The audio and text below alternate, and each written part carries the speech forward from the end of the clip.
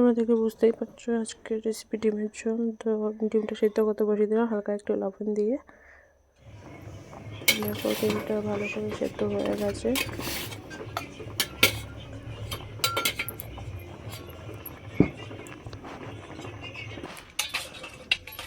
ডিমটা তুলে নিয়ে ছাড়িয়ে নেব। বাট ডিমটা তুলতে তুলতে তোমাদের কিছু কথা বলি, কারণ আমি জানি তোমরা হচ্ছে কি এটা প্রত্যেক সপ্তাহতেই খাওয়া হয়। কারো কারো বাড়িতে আবার 2-3 দিন পর পরও ডিমটা রান্না হয়। অনেকে ডিম ভালোবাসে, অনেকে ডিম ভালোবাসে না। যেমন আমার ডিমটা খেতে খুব একটা ভালো লাগে না, বাট মাঝে মধ্যে করতে হয়, যেহেতু সবাই ভালো খায় এই কারণে আমি করি ডিমটা। দেখো আলুগুলো ধুয়ে বেশ ভালো করে তুলে নিলাম।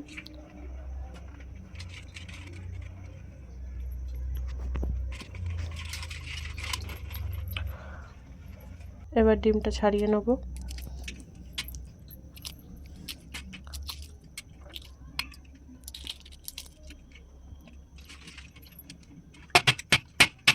তোমরা কে কে ডিম খেতে পছন্দ করো অবশ্যই বলবে।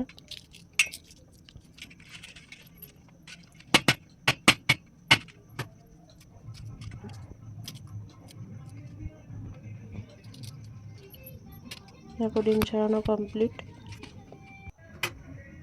ওদিকে কড়াই বসিয়ে দিয়েছি, তেল গরমও হয়ে গেছে। এবার ডিমগুলো ছেড়ে দেবো কয়েকটা একটা একটা করে।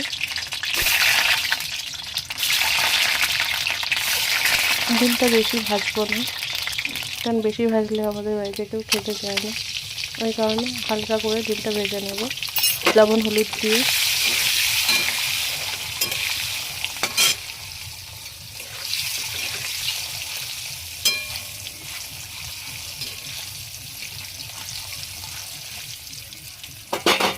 তারপর বেশ ভালো করে ডিমটা ভাজা হয়ে গেছে, তুলে নেব।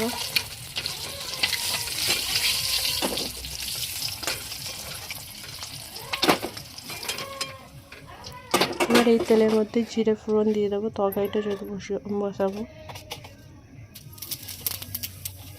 একটুখানি জিরে ফোড়ন দিয়ে দিলাম। জিরেটা ভাজা হয়ে গেছে ভালো বেশ। এবার এর মধ্যে দিয়ে দেবো পেঁয়াজটা।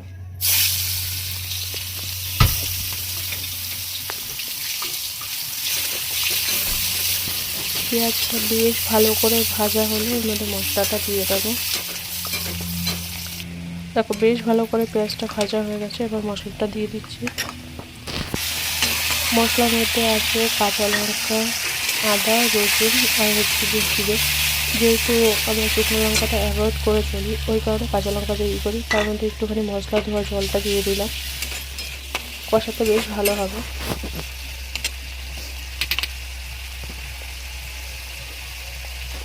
এর মধ্যে দিয়ে দেবো লবণ হলুদ। তোমরা যে যে পরিমাণ মতো দিয়ে দেবে, আমার যতটা দরকার আমি ততটা দিয়েছি।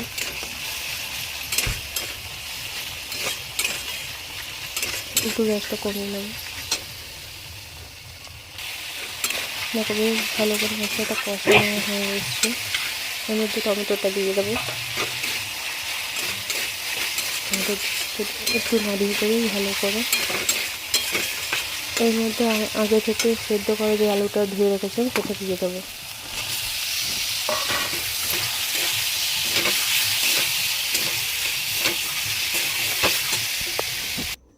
বেশ ভালো করে দেখো কষিয়ে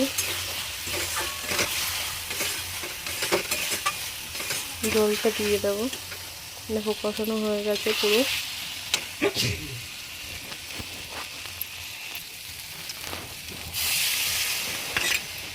জল দিয়ে দেবো পরিমাণ মতো,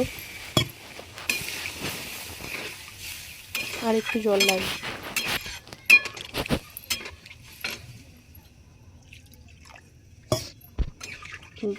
দেখো কতটা সুন্দর লাগছে। এখনই এতটা সুন্দর লাগছে, তাহলে পরে আরও কতটা সুন্দর লাগবে। এবার ঢাকা দিয়ে কিছুক্ষণ রাখবো। দেখো বেশ ভালো করে ফুটে গেছে তরকারিটা। এটা নাড়িয়ে ডিমগুলো দিয়ে দেবো তরকারিতে। দেখো আলু পুরোপুরি সেদ্ধ হয়ে গেছে। এবার ডিমটা দিয়ে দেবো।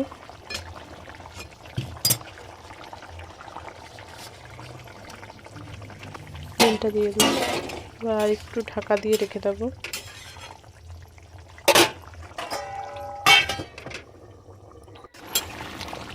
দেখো বেশ ভালো করে ডিমের তরকারিটা কমপ্লিট হয়ে গেছে। এবার একটু গরম মশলা দেবো, গরম মশলা দিয়ে নামিয়ে নেবো। অনেকে আবার হচ্ছে কি তরকারিতে চিনি দেয়, বাট আমি চিনিটা দিই না, আমার ভালো। অনেকে চিনি দেয়, বাট আমার চিনিটা ভালো লাগে না বলে আমি তরকারিতে চিনি দিই না, বাট এক এক সময় শাক ঠাক হলে তখন দিই। দেখো তরকারিটা কমপ্লিট হয়ে গেছে পুরো, দেখতেই পাচ্ছ। এবার তরকারিটা নামিয়ে নেবো।